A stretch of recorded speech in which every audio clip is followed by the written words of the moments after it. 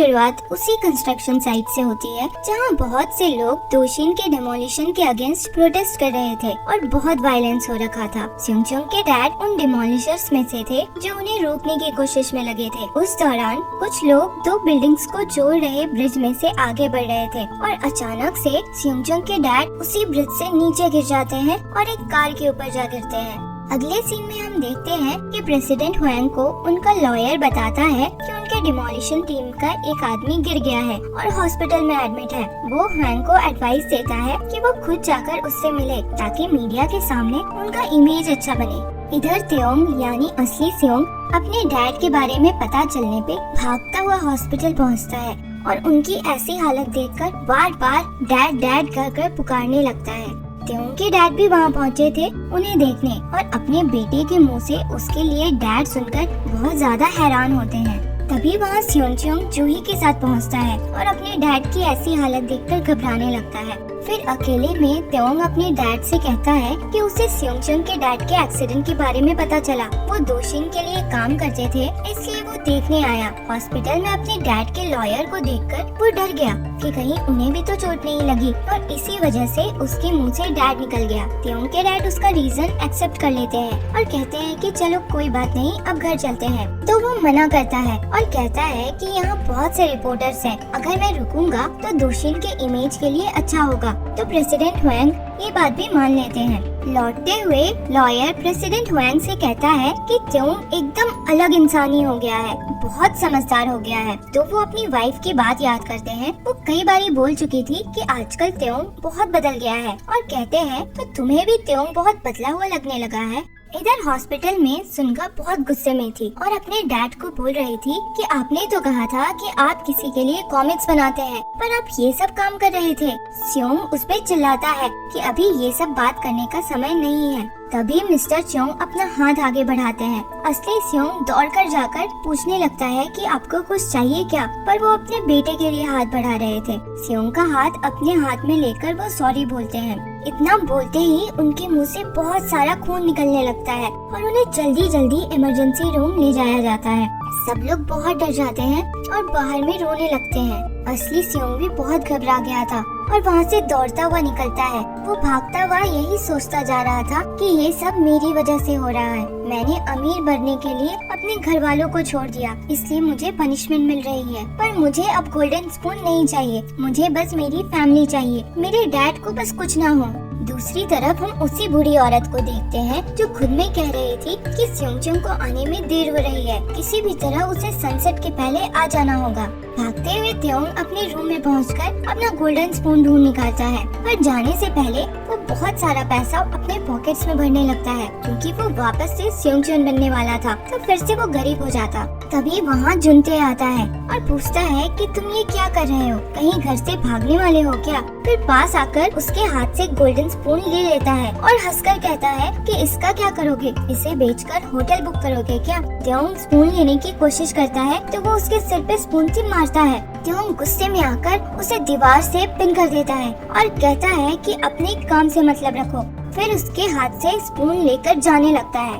जुनतो पहले तो हैरान होता है, फिर कहता है तुम्हारी इतनी हिम्मत, और उसे रोककर मारने लगता है। थोड़ा मार खाने के बाद त्योंग उसे बीच में रोक देता है और कहता है कि मुझे यहाँ से जाना है अभी, और जुनते को धक्का देकर वो वहाँ से भागने लगता है। भागने के चक्कर में उसके पॉकेट से सारे पैसे वहीं गिर जाते हैं। जुनते त्योंग के बिहेवियर से बहुत कंफ्यूज रह जाता है। घर से निकलकर वो असली त्योंग को कॉल करता है और पूछता है कि अब डैड कैसे हैं? तो असली त्योंग यानी स्योंग कहता है कि तुम मेरी फैमिली मैटर से दूर रहो और फोन रख देता है। फिर वो कहता है कि दोशिन ग्रुप की वजह से उसके डैड की ये हालत हुई है, तो मे बी इसलिए त्योंग खुद को रिस्पॉन्सिबल समझ रहा है। तभी मिस्टर च्योंग को बाहर लाया जाता है। डॉक्टर बताते हैं कि सर्जरी तो ठीक हुई है, पर उनके उठने तक का वेट करना होगा। अगले सीन में हम त्योंग यानी असली स्योंग को देखते हैं जो ग्रैनी ग्रैनी चिल्लाता हुआ उस जगह पे जा रहा था जहाँ वो बूढ़ी औरत अपना मैजिक शॉप खोलकर बैठती थी।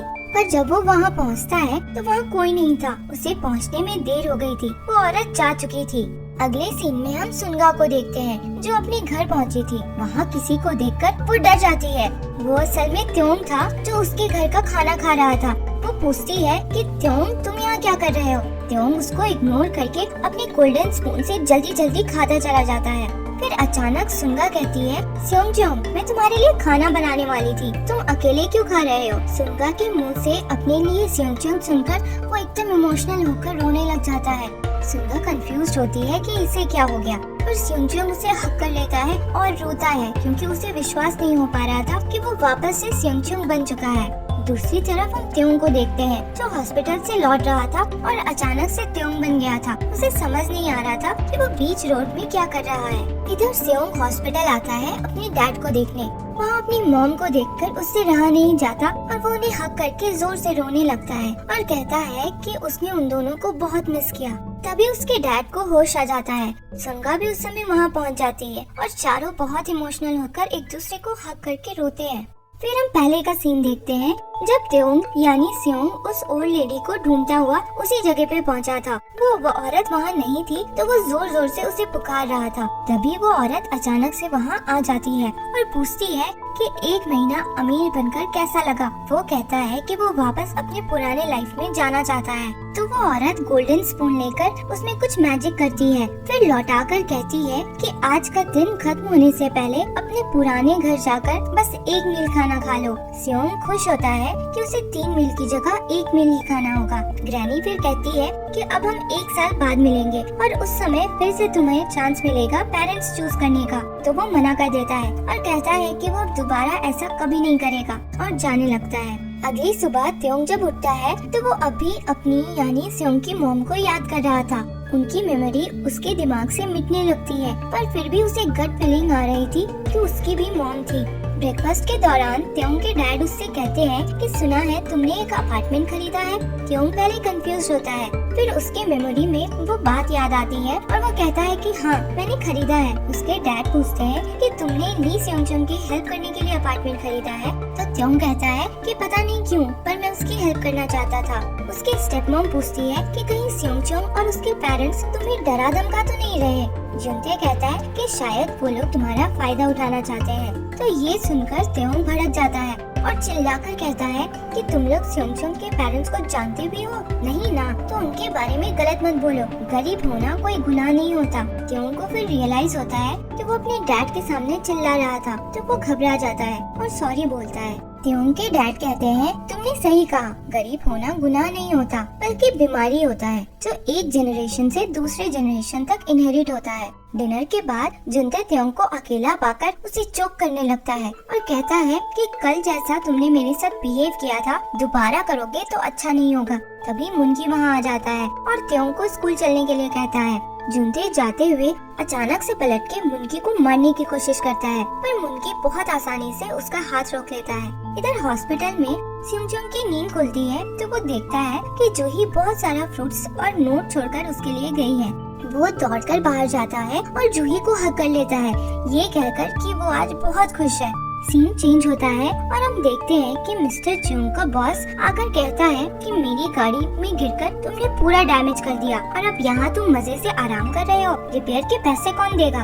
वो पूछते हैं कि रिपेयर में कितना लग रहा है, तो वो बोलता है कि 100 मिलियन वॉन।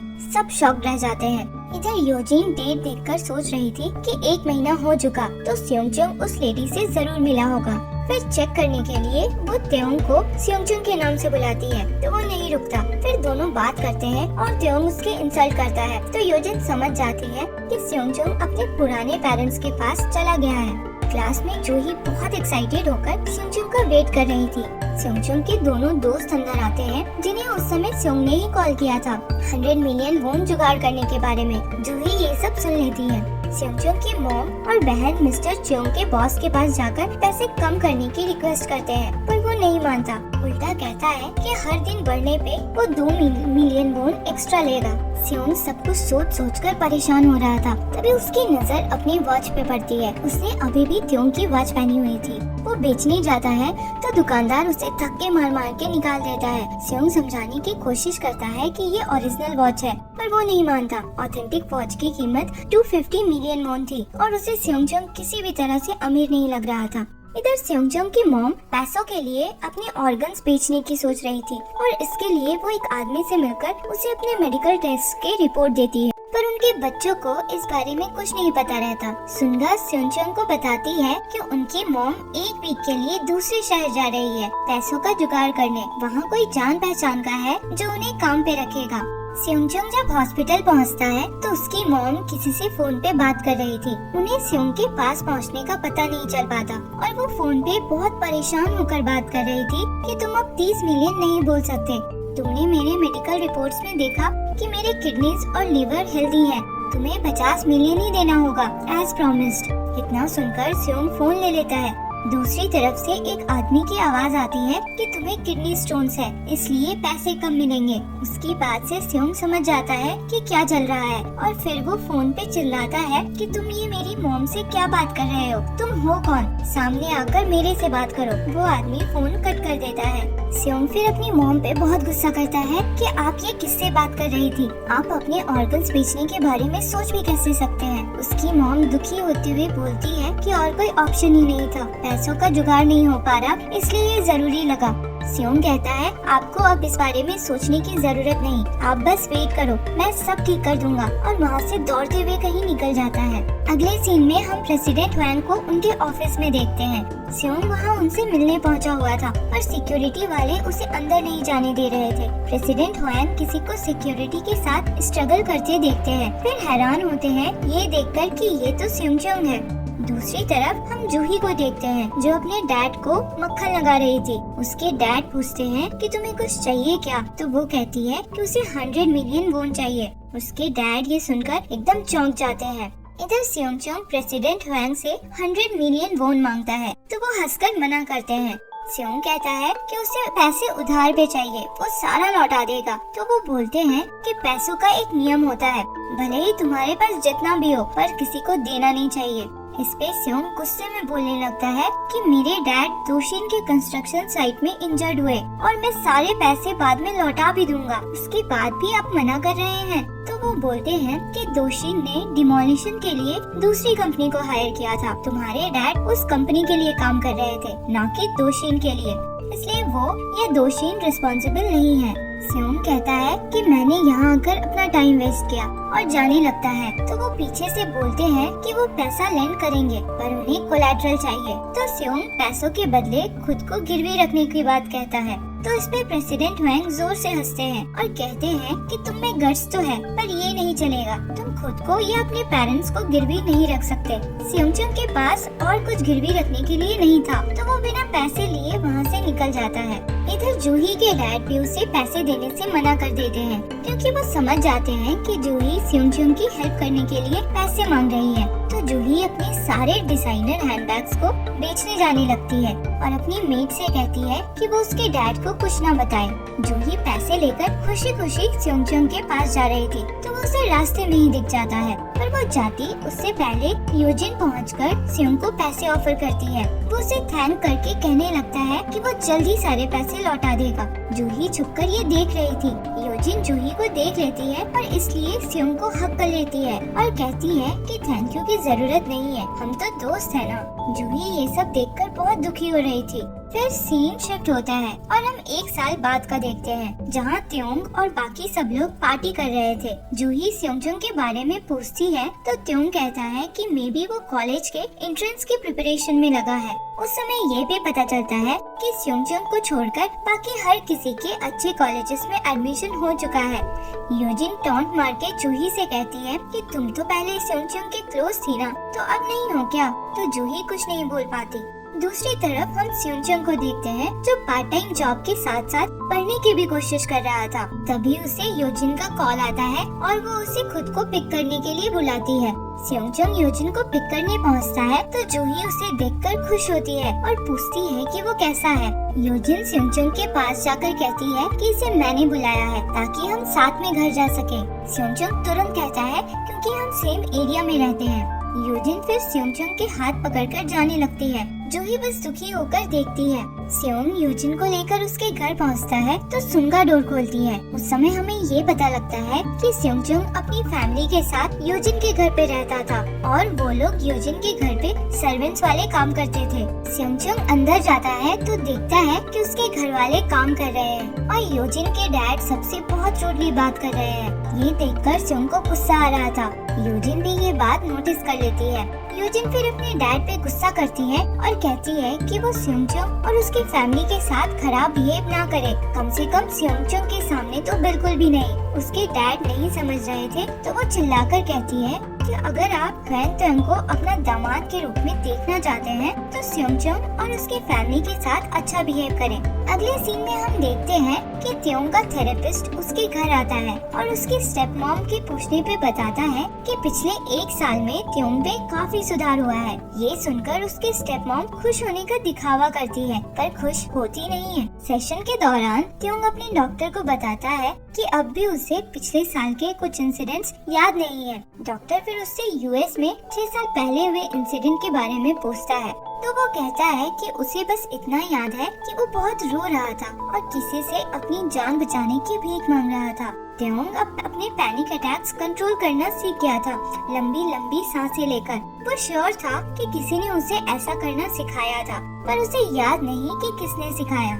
दूसरी तरफ त्योंग की स्टेप मॉम जो कि एक पियानिस्ट थी, उनका नया एल्बम रिलीज हुआ था तो जूही उन्हें कॉन्ग्रेचुलेट करने आई थी। उसके और त्योंग के डैड अब भी उनका एंगेजमेंट कराना चाहते थे तो वो इस बारे में भी बात करना चाहती थी। तो त्योंग की स्टेप मॉम खुद ही कहती है कि वो इसके अगेंस्ट है क्योंकि आज के टाइम में पेरेंट्स के हिसाब से एंगेजमेंट कर लेना सही नहीं है। तभी वहाँ यूजिन आती है बहुत सारे गिफ्ट्स लेकर जो सेयोंग ने उसके लिए पकड़ा हुआ था। वो भी उन्हें कॉन्ग्रेचुलेट करने आई थी। त्योंग की स्टेप मॉम उसे अंदर चलने का ऑफर करके फिर सेयोंग की तरफ देखती है तो वो हिंट लेकर बाहर चला जाता है। बाहर उसे त्योंग मिलता है जो उसे अपने घर पे देखकर हैरान होता है। इधर चाय पीते हुए त्योंग की स्टेप मॉम यूजिन से कहती है कि तुम जिस दोस्त के साथ आई हो वो तुम्हारे लायक नहीं लग रहा। तो यूजिन हंसकर कहती है कि वो मेरा दोस्त कम कूली ज्यादा है। ये सुनकर जूही को अच्छा नहीं लगता। वो कहती है कि तुम्हें सेयोंग के बारे में ऐसी बातें नहीं करनी चाहिए, आखिर हम सब दोस्त ही हैं।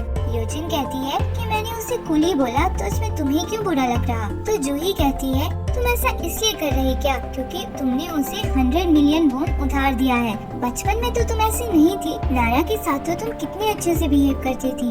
नारा का नाम आने पे यूजिन चिढ़ जाती है और कहती है कि सेयोंग और मैं सेम एरिया में नहीं रहते बल्कि वो मेरे घर में रहता है जहाँ पहले नारा रहा करती थी और उसने तुमसे झूठ बोला क्योंकि उसे तुमसे नहीं बस पैसों से मतलब है। तभी सेयोंग अंदर आकर कहता है कि यूजिन सच कह रही है, मैं इसके घर में ही रहता हूँ क्योंकि मैंने इससे पैसे लिए हैं और मैंने झूठ इसलिए बोला क्योंकि मैं इस बात से बहुत एम्बैरेस था क्योंकि मैं तुम्हें पसंद करता हूँ जूही। ये कहकर वो बाहर निकल जाता है और सब लोग शॉक्ड रह जाते हैं। जूही उसके पीछे भागती है। त्योंग फिर यूजिन से कहता है कि तुम्हारे जेलसी की वजह से सेयोंग और जूही साथ होने वाले हैं, इसके लिए मैं तुम्हें कभी माफ नहीं करूँगा। इधर जूही सेयोंग के पास आकर उसे हक कर लेती है और कहती है कि वो भी उसे पसंद करती है और आज से नहीं बल्कि उस दिन से जब वो उससे पहली बार मिली थी।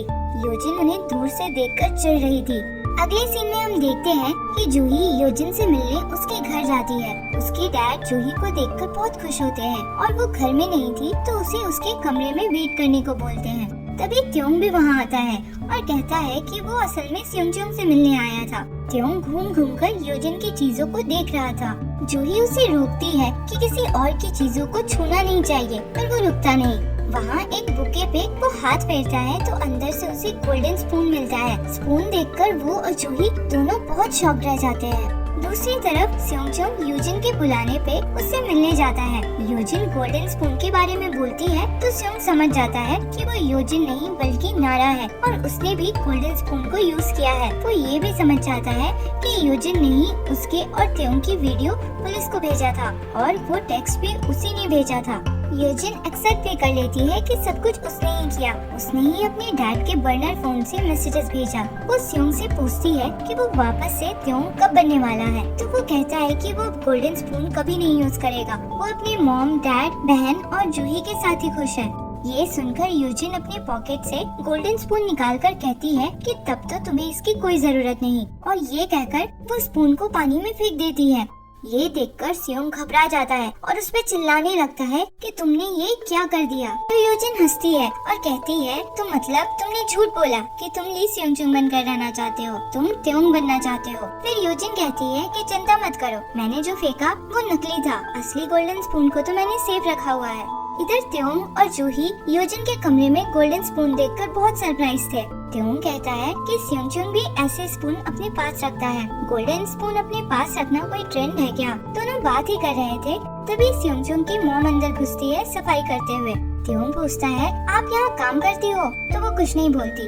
अब इधर हम सियोंगचुंग को देखते हैं जो यूजिन से पूछ रहा था कि तुम ये सब क्यों कर रही हो, तुम्हें ये सब से क्या हासिल होगा? तो यूजिन कहती है कि वो चाहती है कि वो त्योंग बन जाए और बाद में उससे शादी कर ले ताकि उसे दोशिन ग्रुप मिल जाए। सियोंग कहता है कि अगर मैं त्योंग बन भी जाऊँ तो ये जरूरी थोड़ी है कि मैं तुमसे ही शादी करूँगा। तो यूजिन कहती है कि तुम्हारे पास कोई ऑप्शन नहीं होगा मुझे चूज करने के अलावा, और वहाँ से चली जाती है। यूजिन के डैड त्योंग के स्वागत के लिए तरह तरह के डिशेस बनवा रहे थे और इस दौरान सियोंगचुंग के पेरेंट्स से बहुत रूडली बात कर रहे थे और डांट रहे थे कि ये तुम लोग कैसा खाना बना रहे हो। तो त्योंग टेस्ट करता है और कहता है कि खाना बहुत मस्त बना है।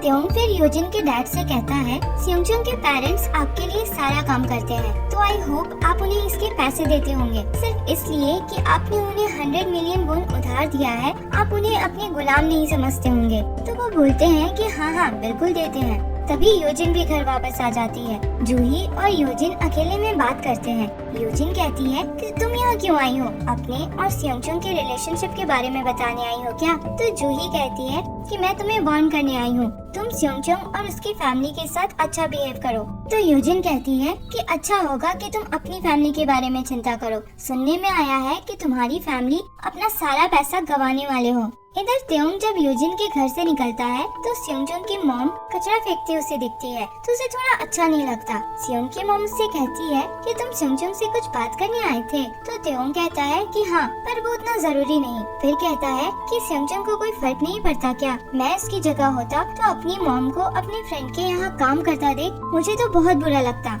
ये बोलकर त्योंग चला जाता है। अगले सीन में हम देखते हैं कि जूही के डैड यूबीएस टीवी के प्रेसिडेंट ना अपने बेटों के साथ प्रेसिडेंट हुआंग से मिलने आते हैं और रिक्वेस्ट करते हैं कि वो उनकी हेल्प करे। असल में प्रेसिडेंट हुआंग प्रेसिडेंट ना की कंपनी में लगाए अपना इन्वेस्टमेंट वापस लेने की सोच रहे थे और इस वजह से बैंक वाले और शेयर होल्डर्स प्रेसिडेंट ना के पीछे पड़े थे। प्रेसिडेंट ना रिक्वेस्ट करते हैं कि प्रेसिडेंट हुआंग अपना इन्वेस्टमेंट वापस ना ले, इस बार बस हेल्प कर दे। तो प्रेसिडेंट हुआंग कहते हैं कि ऑलरेडी उन्होंने यूबीएस टीवी को आगे बढ़ने में बहुत हेल्प किया है, तो अब वो और नहीं कर सकते। प्रेसिडेंट ना कहते हैं कि तुम ऐसा कैसे बोल सकते हो, हम लोग इतने क्लोज हैं। तो प्रेसिडेंट हुआंग कहते हैं कि अगर हम लोग इतने क्लोज ही हैं, तो अपनी कंपनी मुझे दे दो।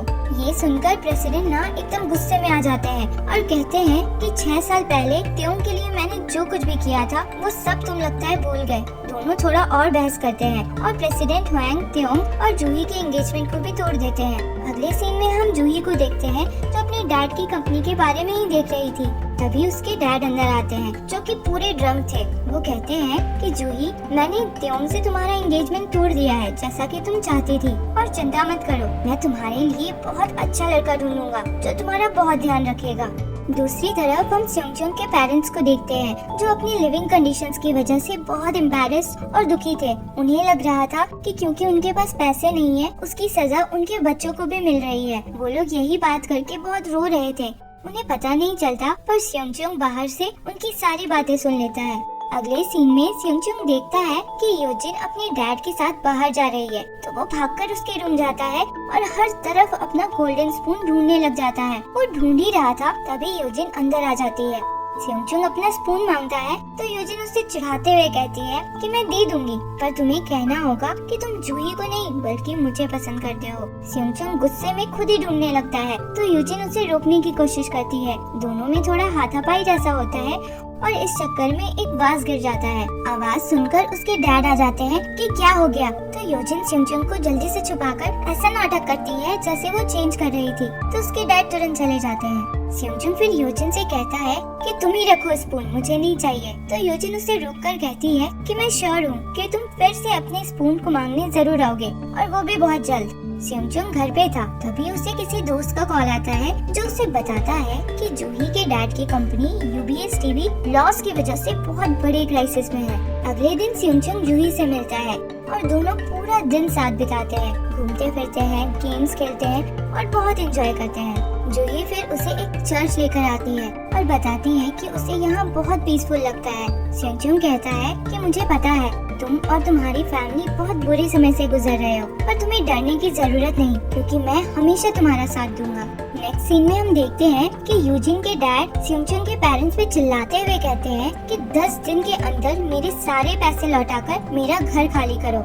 फिर वो बाहर आकर योजिन से बात करने लगते हैं और हमें पता चलता है कि वो योजिन के कहने पे ही सियोंगचुंग की फैमिली को घर से निकालना चाहते हैं। वो बोलते हैं कि ऐसे भी गरीब लोगों से दूर ही रहना चाहिए। पहले तुम्हारी वो दोस्त नारा यहीं रहती थी जो चोरी किया करती थी। योजिन कहती है और बस उसके लिए आपने उसे घर से निकाल दिया, जिसकी वजह से उसकी डेथ हो गई। तो वो बोलते हैं कि अच्छा ही हुआ जो वो मर गई, गरीबी में रहने से अच्छा मर जाना है। नारा के लिए ऐसी बातें सुनकर योजिन को बहुत बुरा लगता है, क्योंकि असल में नारा तो वो ही थी। योजिन फिर अपने कमरे में जाकर सियोंगचुंग के गोल्डन स्पून को अपने लॉकर में रख देती है। डिनर के टाइम सियोंगचुंग की फैमिली यही डिस्कस कर रहे थे कि 100 मिलियन कैसे चुकाया जाए। 30 मिलियन था उनके पास, पर बाकी के 70 मिलियन कहां से लाए। सियोंगचुंग बहुत सारे पार्ट टाइम जॉब्स कर रहा था, पर उसके कैलकुलेशन के हिसाब से 100 मिलियन जमा करने में उन्हें सालों लग जाएंगे और उन्हें ये काम 10 दिन में करना था। इसलिए सियोंगचुंग अपने पैसों को शेयर्स में इन्वेस्ट कर रहा था। इधर तेओंग दौड़कर आकर अपने डैड से पूछता है कि उन्होंने उसका जूही से एंगेजमेंट क्यों तोड़ दिया। उसके डैड उसे समझाते हैं कि पहले तुम्हारे एंगेजमेंट से तुम्हें प्रॉफिट मिल रहा था, पर अब जब उनकी कंपनी डूब रही है तुम्हें प्रॉफिट तो छोड़ो नुकसान सहना पड़ जाएगा, इसलिए ये एंगेजमेंट तोड़ देना सही है। इस पे तेओंग कहता है कि वो जूही को नहीं छोड़ सकता, क्योंकि वो उससे बहुत प्यार करता है। क्योंकि स्टेप मॉम और अंकल दूर से ये सब देख रहे थे और फिर उसके स्टेप मॉम अपने भाई को समझाती है कि ये अच्छा मौका है, तुम प्रेसिडेंट वैन का विश्वास जीतो। कार में जाते हुए त्योंग जूही की स्केच बना रहा था, तभी उसे अपने डैड की बात याद आती है कि तुम जूही से शादी नहीं कर सकते, तो वो स्केच को खराब कर देता है। पर वो रेड मार्क देखकर उसे US में हुई इंसिडेंट के फ्लैशबैक दिखने लगते हैं और वो पैनिक करने लगता है। ये देखकर मुन की गाड़ी साइड में ले जाकर रोकता है। इधर मिस्टर जोंग अपना कॉमिक्स लेकर पब्लिशर के पास आए थे, पर पब्लिशर को ज्यादा सेक्सुअल कंटेंट चाहिए था। वो करना तो नहीं चाहते थे, पर फिर पैसों की वजह से मान जाते हैं। सियोंगचुंग की मॉम योजिन के डैड से मिलकर रिक्वेस्ट करती है कि वो उन लोगों को थोड़ा समय और दे दे पैसों का जुगाड़ करने के लिए। योजिन के डैड सियोंग की मॉम से इन्फैचुएटेड थे और उन्हें जब ये समझ आता है तो वो वहाँ से भागने लग जाती है। योजिन के डैड भी पीछे से भागते आते हैं और कहते हैं कि मैं तुम्हारे लिए पागल हूँ, तुम बस मेरे साथ एक दिन रह लो, मैं तुम्हें 100 मिलियन वोन तो दूंगा ही, साथ में एक अपार्टमेंट भी दूंगा। सियोंग की मॉम उन्हें झटक देती है और कहती है कि वो 100 बिलियन वोन भी देंगे तो भी वो नहीं रहेगी। इधर सियोंगचुंग जब लौट रहा था तो रास्ते में उसे एक होमलेस औरत दिखती है। उसके कंडीशन पे दया खाके सियोंग उसे कुछ पैसे दे देता है। ये वही औरत थी जो अपना गोल्डन स्पून के लिए ग्रैनी को ढूंढती फिरती थी। सियोंगचुंग घर के पास पहुंचता है तो देखता है कि योजिन के डैड उसकी मॉम के साथ मिसबिहेव कर रहे थे। उससे रहा नहीं जाता और वो उन्हें मारने जाने लगता है, पर योजिन उसे रोक लेती है और कहती है कि उन्हें तभी मारो जब तुम्हारे पास उन्हें कंपनसेट करने के लिए पैसे हो। अगले सीन में हम सियोंगचुंग को देखते हैं जो अकेला बैठा ड्रिंक कर रहा था और खुद की सिचुएशन पे हंस रहा था। वो सोच रहा था कि अगर वो फिर से त्योंग बनता है तो बहुत कुछ पहले से अलग करेगा। वो सोच ही रहा था कि अचानक से वो ग्रैनी उसके सामने आ जाती है। ग्रैनी बोलती है कि अगर तुम फिर से त्योंग बनना चाहते हो तो अपना गोल्डन स्पून यूज कर लो। इतना बोलकर वो फिर से गायब हो जाती है। सियोंगचुंग को रियलाइज होता है कि ये बस उसका वहम था। दूसरी तरफ त्योंग US में हुए इंसिडेंट के बारे में पता करने की कोशिश कर रहा था। मुनकी के आने पे वो कहता है कि उसकी कुछ मेमोरीज वापस आई है, पर अजीब बात है कि उस इंसिडेंट से रिलेटेड एक भी आर्टिकल उसे नहीं मिला। मुनकी कहता है कि प्रेसिडेंट हुआंग ने उससे रिलेटेड सारी आर्टिकल्स डिलीट करवा दी थी, पर एक इंसान है जिसके पास ये इंफॉर्मेशन मिल सकती है। वो त्योंग की स्टेप मॉम थी और जब वो अपने रूम से बाहर जाती है तो त्योंग मुनकी की मदद से चुपके से उसके रूम में घुस जाता है और हर तरफ आर्टिकल्स ढूंढने लग जाता है। पहले तो उसे नहीं मिल रहा था पर फिर मिल जाता है। पेपर क्लिप में त्योंग देखता है कि जिस स्कूल में वो यूएस में पढ़ता था वहाँ मास शूटिंग हुई थी और उसके बाद जो सस्पेक्ट था उसने सुसाइड कर लिया था। पर त्योंग को ऐसा याद है कि सस्पेक्ट को किसी ने गोली मारी थी। उस पेपर क्लिप में रिपोर्टर का नाम भी था तो त्योंग मुनकी से उस रिपोर्टर को ढूंढने के लिए बोलता है। नेक्स्ट सीन में हम देखते हैं कि स्योंगचुंग के दोस्त एकदम हड़बड़ी में उसके पास आते हैं और उसे बताते हैं कि जिन शेयर्स में उसने इन्वेस्ट किया था वो डूब चुके हैं। ये सुनकर स्योंगचुंग घबरा जाता है और एकदम जल्दी जल्दी वहाँ से निकलता है और भागते हुए कहीं जाने लगता है। भागकर आकर स्योंगचुंग घर पहुँचता है। घर पे वो अपने अकाउंट में लॉगिन करके चेक करता है तो उसके सारे पैसे डूब चुके थे। अपनी सिचुएशन पे स्योंगचुंग बहुत फ्रस्ट्रेट होता है। यूजिन के डैड स्योंगचुंग की फैमिली को घर से निकाल देते हैं। वो चारों अब अलग अलग जगह रहने वाले थे। सुनगा अपने एक कोवर्कर के साथ, स्योंग अपने एक दोस्त के यहाँ, स्योंग की मॉम अपने रेस्टोरेंट में जहाँ वो काम करती थी और उसके डैड अपने किसी दूर के रिश्तेदार के यहाँ। अगले सीन में हम यूजिन को देखते हैं जो अपने कुछ दोस्तों के साथ बाहर थी। तभी वहाँ स्योंगचुंग आ जाता है जो कि बहुत गुस्से में था और चिल्ला के कहता है कि मुझे मेरा गोल्डन स्पून वापस करो। दूसरी तरफ ना जूही का भाई उसके कंपनी शेयर्स त्योंग के अंकल को बेचने की बात कर रहा था। दोनों के इस डील के बारे में ना तो प्रेसिडेंट वैन और ना प्रेसिडेंट ना को उस समय तक कुछ पता था। प्रेसिडेंट ना को जब पता चलता है तो वो जूही को बहुत डांटते हैं कि तुमने अपने शेयर्स अपने भाई को ट्रांसफर क्यों किया। दोनों में पैसों के इम्पोर्टेंस को लेकर बहस हो जाती है और जूही गुस्से में घर से निकल जाती है। जूही के निकलने के बाद त्योंग वहाँ पहुँचता है। वो प्रेसिडेंट ना से मिलने आया था क्योंकि मुनकी से उसे पता चला था कि जिस रिपोर्टर ने यूएस वाले इंसिडेंट को कवर किया था वो यूबीएस टीवी के लिए ही काम करता था, प्रेसिडेंट ना के अंडर, और अब मिसिंग था। त्योंग प्रेसिडेंट ना से मिलकर उस रिपोर्टर और उस इंसिडेंट के बारे में पूछता है। वो कहता है कि उस रिपोर्टर ने अपने रिपोर्ट में लिखा था कि सस्पेक्ट ने सुसाइड किया, पर उसे ऐसा याद आ रहा है कि सस्पेक्ट को किसी ने शूट किया। प्रेसिडेंट ना उससे कहते हैं कि तुम अब भी समझ नहीं पा रहे हो, उस इंसिडेंट में सारे बच्चों को गोली तुमने मारा था। ये सुनकर त्योंग एकदम परेशान होकर वहाँ से जाने लग जाता है। प्रेसिडेंट ना उसे रोकने की कोशिश करते हैं तो वो उन्हें झटक देता है और चिल्ला कर कहता है कि आप मेरे डैड से नफरत करते हैं, इसलिए मेरे बारे में झूठ बोल रहे हो। मैंने किसी का मर्डर नहीं किया। प्रेसिडेंट ना इसके बाद उसको कुछ ऐसा बताते हैं जिसे सुनकर त्योंग वहाँ से गिरता पड़ता भाग निकलता है। दूसरी तरफ हम स्योंगचुंग और जूही को देखते हैं जो उसी चर्च में मिले थे जहाँ जूही जाया करती थी। दोनों ही परेशान थे। जूही ने अपने हिस्से के सारे शेयर्स अपने भाई को दे दिया था और स्योंगचुंग के सारे पैसे डूब गए थे। स्योंगचुंग ने अब डिसाइड कर ही लिया था कि वो त्योंग बनेगा और कहता है कि मैं बस यही प्रे कर रहा हूँ कि जब मैं बिल्कुल अलग इंसान बन जाऊँ तब भी तुम मुझे पहचान लो। और फिर वो जूही को किस कर लेता है। किस करता हुआ वो मन ही मन जूही को सॉरी बोलता है। स्योंगचुंग को अब अपना गोल्डन स्पून मिल चुका था और वो त्योंग बनने के लिए रेडी था। जूही स्योंगचुंग से मिलने के बाद घर पहुंचती है तो पूरा घर अंधेरा था। वो अपने डैड को पुकारती हुई अंदर जाती है तो देखती है कि जमीन पे बहुत सारा खून है और उसके डैड वहीं पे गिरे हुए हैं। वो बहुत डर जाती है और अपने डैड को रोते हुए उठाने की कोशिश करती है पर वो नहीं उठते। इधर त्योंग सोते हुए अचानक से उठता है तो देखता है कि उसके डैड उसके रूम में ही है। वो कहता है कि उसने बुरा सपना देखा कि प्रेसिडेंट ना की डेथ हो गई है। तो उसके डैड कहते हैं कि अजीब बात है क्योंकि प्रेसिडेंट ना का कल ही मर्डर हुआ है। ये सुनकर त्योंग थोड़ा सोच में पड़ जाता है और कहता है कि वो तो कल ही मिला था प्रेसिडेंट ना से, तब तो वो ठीक थे।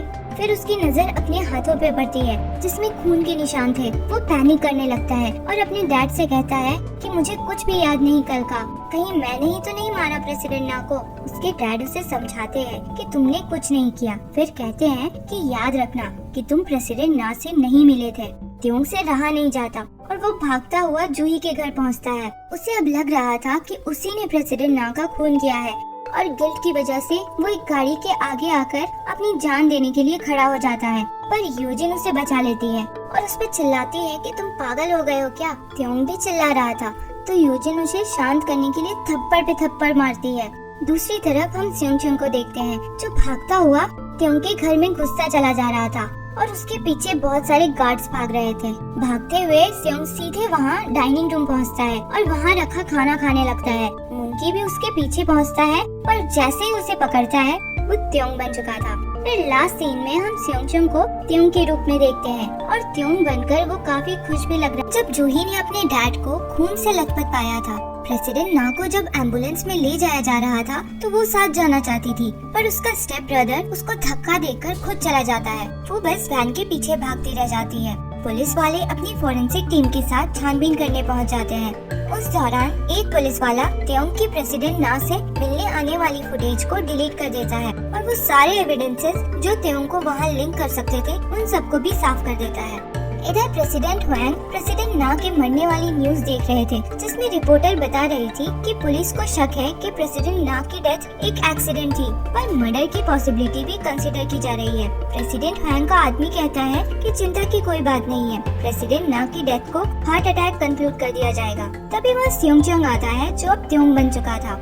दोनों आपस में प्रेसिडेंट ना की डेथ के बारे में बात करते हैं और प्रेसिडेंट हुआंग को रियलाइज होता है कि त्योंग को सुबह हुई उनकी बातचीत के बारे में कुछ नहीं पता। स्योंग यानी त्योंग कहता है कि पता नहीं क्यों पर मुझे सुबह की बात याद नहीं है। तो प्रेसिडेंट हुआंग को लगता है कि शायद वो अपनी मेडिसिन नहीं ले रहा, तो वो उसे हक करके कहते हैं कि तुम्हें कुछ याद नहीं, क्योंकि तुम्हें याद रखने की जरूरत नहीं, तुम बस इतना याद रखो कि तुम मेरे बेटे हो और मैं तुम्हारे लिए कुछ भी करूँगा। स्योंग जब बाहर निकलता है तो उसे त्योंग की स्टेप मॉम मिलती है जो टॉन्ट मारती है कि जब भी सिचुएशन तुम्हारे अकॉर्डिंग नहीं होती तो तुम सब भूल ही जाते हो। तो स्योंग को पता चलता है कि त्योंग पिछली रात को ड्रंक स्टेट में घर आया था और वो मन में सोचता है कि आखिर क्या हुआ था त्योंग को। स्योंग फिर अपने रूम में जाकर अपना स्पून निकाल के देखता है जिसमें नंबर प्रिंट होकर आता है 3650, मतलब अब 10 साल के बाद ही वो फिर से अपना स्पून यूज कर सकता था।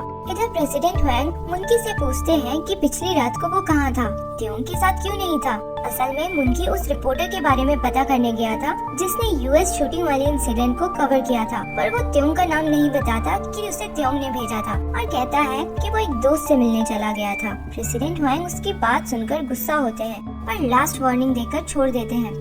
अपने डैड की डेथ से जूही दुखी तो थी ही, उसे ऐसा लग रहा था कि ये बस एक एक्सीडेंट नहीं है, कुछ बुरा हुआ है उसके डैड के साथ। इस पे उसका भाई उस पर चिल्ला कर कहता है कि ये बस एक एक्सीडेंट था, किसी ने डैड का मर्डर नहीं किया, पर जूही ये एक्सेप्ट नहीं कर पा रही थी। प्रेसिडेंट ना के मेमोरियल पर यूजिन भी अपने डैड के साथ आती है। उसी समय स्योंगचुंग यानी त्योंग भी पहुंचता है। स्योंग याद करता है कि यूजिन ने उसे अपना गोल्डन स्पून देने के बदले में पैरों में गिराकर भीख मंगवाया था। स्योंगचुंग जूही को दुखी बैठा देख उसके पास जाता है, पर जूही त्योंग जब स्योंगचुंग बन चुका है उसे देखकर उसके पास चली जाती है।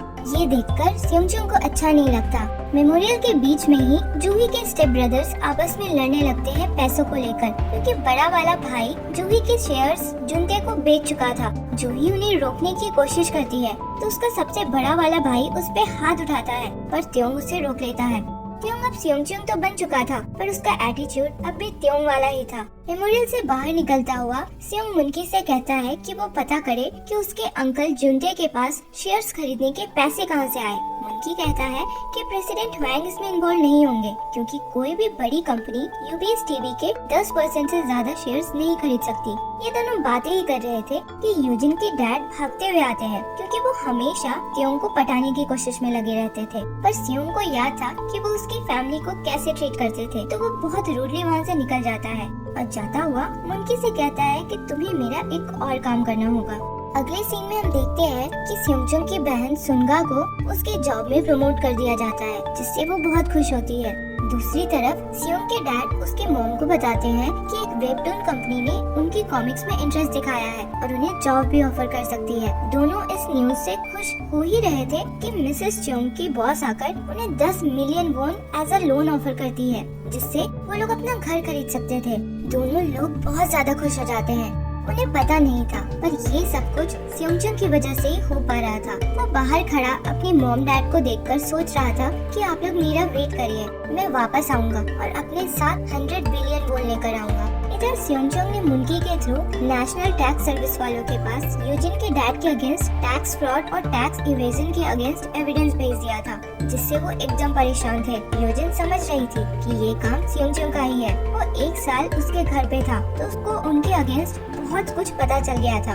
वो उसको कॉल करती है, पर वो उसका कॉल देखकर कट कर देता है। स्योंगचुंग को फिर मुनकी से पता चलता है कि जुनतो को एक फंड मैनेजर से शेयर्स खरीदने के पैसे मिले थे। दोनों उस फंड मैनेजर एलेक्स बूथ से मिलने जाते हैं। जो गोल्डन मनी इन्वेस्टमेंट नाम की इक्विटी फंड चला रहा था। स्योंग उस फंड मैनेजर से कहता है कि उसे पता है कि वो उसके अंकल जुनते के साथ काम कर रहा है और उसी ने उसे यूबीएस टीवी के शेयर्स खरीदने के पैसे दिए हैं, और पूछता है कि वो प्रेसिडेंट हुआंग के ब्रदर इन लॉ के साथ काम करना चाहता है या उनके बेटे के साथ। दूसरी तरफ जुनते प्रेसिडेंट हुआंग से कह रहा था कि वो बहुत ही जल्द यूबीएस टीवी टेक ओवर करने वाला है। वो प्रेसिडेंट हुआंग को इम्प्रेस करने की कोशिश कर रहा था। तभी उसे किसी का कॉल आता है और उसे पता चलता है कि उस फंड मैनेजर एलेक्स पू ने पैसे देने से मना कर दिया है। जूही अपनी हाउसकीपर से पूछती है कि जिस रात उसकी डैड की डेथ हुई उसने कुछ देखा था क्या, पर उस हाउसकीपर को प्रेसिडेंट हुआंग के आदमी ने पैसे देकर खरीद लिया था ताकि वो किसी को ना बता पाए कि त्योंग भी उस रात प्रेसिडेंट ना से मिलने आया था। तो वो जूही से कहती है कि उसने कुछ नहीं देखा। इधर त्योंग के डैड उससे यानी स्योंगचुंग से पूछते हैं कि उसने एलेक्स पू को जुनते पे इन्वेस्ट करने से क्यों रोक दिया। तो स्योंग कहता है कि वो उनका बेटा है, तो उनके लिए यूबीएस टीवी बिना किसी की मदद से एक्वायर करना चाहता है। त्योंग के स्टेप मॉम को अपने भाई के लिए ये सब सुनकर अच्छा नहीं लगता। स्योंग ये भी कहता है कि दोशिन ग्रुप के लिए अभी यूबीएस टीवी को टेक ओवर करने का सही समय नहीं है। सबको पता है कि प्रेसिडेंट ना की फाइनेंशियल प्रॉब्लम की वजह दोषिन ही है, तो ऐसे में उसे तुरंत एक्वायर करना दोषिन के रेपुटेशन के लिए बिल्कुल अच्छा नहीं होगा। त्योंग यानी स्योंग की बात प्रेसिडेंट हुआंग को सही लगती है। त्योंग की स्टेपमॉम अपने भाई को आकर कहती है कि त्योंग फिर से अजीब बिहेव करने लगा है। कुछ दिनों पहले वो ड्रंक स्टेट में घर आया था, जिसके बाद उसके कपड़ों को प्रेसिडेंट हुआंग के ऑर्डर पे जला दिया गया था। जूही आकर प्रेसिडेंट हुआंग से हेल्प मांगती है और कहती है कि उसे पूरा विश्वास है कि उसके डैड का एक्सीडेंट नहीं हुआ था और वो सच सामने लाना चाहती है। पर प्रेसिडेंट हुआंग उसकी बात पे उतना इम्पोर्टेंस नहीं देते और उसे समझाने की कोशिश करते हैं कि तुम्हारे डैड इतने बुरे इंसान थोड़ी थे कि कोई उनकी जान ले लेगा। वो जूही को 1 बिलियन वॉन का चेक ऑफर करते हैं, पर जूही चेक देने से मना करके वहाँ से चली जाती है। दूसरी तरफ योजिन स्योंगचुंग को जोर का थप्पड़ लगाकर कहती है कि तुम मेरी फैमिली को डिस्ट्रॉय करना चाहते हो क्या? मेरे डैड पागल हुए जा रहे हैं टैक्स इंस्पेक्शन की वजह से, तुम मेरे साथ ऐसा कैसे कर सकते हो? स्योंगचुंग कहता है कि तुम्हारे डैड ने मेरी मॉम के साथ जैसा किया था उसके सामने ये तो कुछ भी नहीं है। योजिन कहती है तुम्हें ग्रेटफुल होना चाहिए, मैंने त्योंग को खुद की जान लेने से बचाया। ये सुनकर स्योंग थोड़ा शॉक्ड होता है कि त्योंग ऐसा क्यों करने वाला था। जुनते उस रात की फुटेज ढूंढ रहा था जब त्योंग ड्रंक घर आया था, पर उसे मिलता ही नहीं। वो समझ जाता है कि कुछ तो ऐसा हुआ है जिसे वो लोग छुपाने की कोशिश कर रहे हैं। अगले दिन जूही त्योंग यानी स्योंगचुंग के साथ आती है अपने भाइयों से मिलने। उसके भाई चाहते थे कि जूही एक पेपर में बस चुपचाप साइन कर दे, पर त्योंग उसे समझाता है कि पेपर में ये इनडायरेक्टली लिखा है कि उसके भाई सारी प्रॉपर्टी ले लेंगे और इस बात से उसे कोई प्रॉब्लम नहीं होगी। त्योंग बड़े बड़े अटॉर्नीज के नाम लेकर कहता है कि वो उसकी मदद करेगा। फिर वो जूही को लेकर बाहर निकल जाता है। जूही उससे पूछती है कि उसे इन सब के बारे में इतनी नॉलेज कैसे है, तो वो कहता है कि उसे खुद भी नहीं पता। त्योंग वहाँ पे लगे कुछ पेंटिंग्स ऑब्जर्व कर रहा था, तभी वहाँ एलेक्स पू आ जाता है। दोनों में उन पेंटिंग्स के बारे में थोड़ी बातचीत होती है और एलेक्स पू उसके आर्ट की नॉलेज को देखकर काफी इम्प्रेस्ड होता है। दूसरी तरफ स्योंग यानी त्योंग मुनकी को लेकर सुंगा के सैलून आता है उसके बाल बनवाने के बहाने से। वो सुंगा को अपना नंबर देकर कहता है कि वो जब चाहे उसे कॉल कर सकती है। सुंगा त्योंग के बिहेवियर से बहुत हैरान होती है। तभी उसे उसकी मॉम का कॉल आ जाता है जो उसे अगले दिन उस रेस्टोरेंट में बुलाती है जहाँ वो काम किया करती थी और बताती है कि उसके डैड और स्योंगचुंग भी आएंगे। पार्क भी उसी सैलून में था और उसकी बातें सुनकर योजिन को बता देता है। इधर त्योंग यानी स्योंग बहुत सारा खाना लेकर आया था जो उसकी मॉम ने जूही के लिए भेजा था। जूही खाना खाकर बहुत खुश हो रही थी। त्योंग बस उसे देख रहा था, फिर अचानक से उसे किस कर लेता है, पर जूही उसे हटा देती है। सिचुएशन थोड़ा ऑकवर्ड सा होने लगता है। तभी दरवाजे पे कोई आ जाता है। वो स्योंगचुंग था जो अंदर आकर अपनी मॉम के बनाए डिशेस को बहुत चाव से खाने लगता है। फिर वो बताता है कि उसने अपने लॉयर से बात की है और उसे पता चला है कि प्रेसिडेंट ना का जो कर्ज है वो जितना लोगों को पता है उससे कहीं ज्यादा है। जूही के भाइयों ने अपना अपना इनहेरिटेंस छोड़ दिया है और जूही को भी वही करना चाहिए, वरना उसके डैड का सारा कर्ज उसके सर पे आ जाएगा। जूही ये सब सुनकर बहुत दुखी होती है और बाहर जाने लगती है। त्योंग उसके पीछे जाता है तो स्योंग उसे रोककर कहता है कि वो जाएगा। त्योंग कहता है कि ठीक है, इस बार मैं तुम्हें जीतने दे रहा हूँ क्योंकि तुम्हारे पास पावर है, पर आगे से जूही से तुम दूर रहना। स्योंग बाहर जूही को बताता है कि ये घर उसके भाई के नाम पे था और उसने इसे ऑक्शन पे डाल दिया है। ये सुनकर जूही और भी ज्यादा दुखी होती है क्योंकि ये घर उसके डैड ने उसकी मॉम के लिए बनवाया था। उसका इसी घर में जन्म हुआ था, यही वो बड़ी हुई थी और अब उसे ये घर छोड़कर जाना पड़ेगा। अगले सीन में हम देखते हैं कि त्योंग यानी स्योंगचंग और उसके डैड हंसी खुशी उसकी मॉम के रेस्टोरेंट तक आ रहे थे। तभी वो लोग देखते हैं कि योजिन के डैड उसकी मॉम के आगे हाथ जोड़कर कह रहे थे कि आई एम सॉरी, मैंने तुम्हें अपने साथ रहने के लिए पैसे ऑफर किए, मुझे माफ कर दो। ये सुनकर त्योंग यानी स्योंग और उसके डैड गुस्से से भर के उसे मारने लग जाते हैं। योजिन के डैड किसी तरह बच के अपनी कार तक पहुंचते हैं और ड्राइवर को वहां से चलने को कहते हैं, पर त्योंग वहां पहुंच जाता है और ड्राइवर को निकालकर खुद गाड़ी में बैठ जाता है और ड्राइव करने लगता है। इधर स्योंग यानी त्योंग अपने डैड के साथ डिनर पे आया था। वो दोनों असल में एलेक्स पो से मिलने आए थे, पर तभी उसे सुंगा का मैसेज आता है कि स्योंगचंग ने योजिन के डैड का किडनैप कर लिया है। मैसेज देखकर स्योंग एकदम हड़बड़ी में वहाँ से निकलता है और मुनकी से कहता है कि वो योजिन के डैड को ट्रैक करे। त्योंग बहुत ज्यादा गुस्से में था और कार को बहुत तेजी से चलाता चला जा रहा था, पर तभी मुनकी अपनी कार को त्योंग की कार के आगे ले आता है, जिससे त्योंग को कार रोकना पड़ता है। कार रुकने पे योजिन के डैड चिल्लाने लग जाते हैं कि स्योंगचंग ने मेरा किडनैप किया, वो मुझे जान से मारना चाहता था, मैं उसे नहीं छोड़ूंगा। तो असली स्योंग कहता है कि आप ऐसा कुछ नहीं करोगे और कहता है कि मेरी बात ध्यान से सुनो, तुम न स्योंगचंग से मिले न उसके डैड से, न तुम्हारा किडनैप हुआ और न तुम्हारी धुलाई। योजिन के डैड झूठ बोलने से मना कर रहे थे। तो असली स्योंग धमकाता है कि अभी तो सिर्फ टैक्स इंस्पेक्शन हुआ है, आगे और भी बहुत कुछ हो सकता है। तो योजिन के डैड फिर बात मान लेते हैं।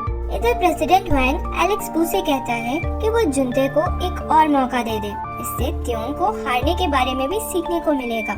एलेक्स पहले तो नहीं मान रहा था, पर फिर कन्विंस हो जाता है। स्योंगचंग की मॉम फिर उसके डैड से माफी मांगती है क्योंकि उन्हें पता था कि योजिन के डैड के मन में उनके लिए फीलिंग्स है, पर उन्हें लगा इस बात को यूज करके वो लोग वहाँ थोड़ी दिन और रह पाएंगे। स्योंग के डैड भी माफी मांगते हैं क्योंकि योजिन के डैड के ऑफर किए हुए पैसे वो लेना चाहते थे और इस बात के लिए उन्हें बहुत शर्म आ रही थी। इधर स्योंग त्योंग से पूछ रहा था कि तुम आगे करने के हवाले थे, अगर मैं समय पे नहीं पहुंचता तो तुमको जेल जाना पड़ता। पर त्योंग को बिल्कुल भी अफसोस नहीं था अपने किए पे। स्योंग उसे समझाने की कोशिश करता है कि अगर तुम गरीब हो तो तुम लड़ नहीं सकते, वरना वो कर्ज बन जाता है जो कि बस बढ़ता चला जाता है। स्योंग फिर कहता है कि अगर तुम अपनी मॉम की केयर करते हो तो इन सब प्रॉब्लम्स में मत पड़ो। पर त्योंग कहता है कि वो ऐसे नहीं जी सकता, वो वही करेगा जो वो चाहता है, सिर्फ इसलिए कि वो गरीब है, वो डरपोक बनकर नहीं रह सकता। अगले सीन में हम देखते हैं कि जुनते किसी आदमी से मिलता है जो उसे बताता है कि ऐसा र्यूमर है कि प्रेसिडेंट ना ने सुसाइड किया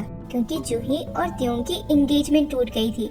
ये सुनकर जुनते तो पहले हंसता है, फिर उसे कुछ ध्यान आता है और वो बाहर निकलकर अपनी बहन को कॉल करके पूछता है कि त्योंग किस दिन ड्रंक होकर घर पहुंचा था।